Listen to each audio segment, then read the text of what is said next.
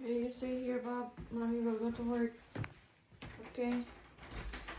You stay. You wait for Daddy. Let's go to work.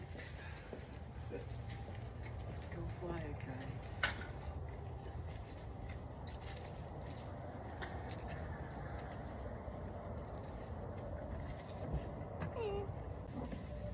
It's a cold. It's really cold. Now you see what your husband goes through every morning. Just for his beautiful bride. I couldn't.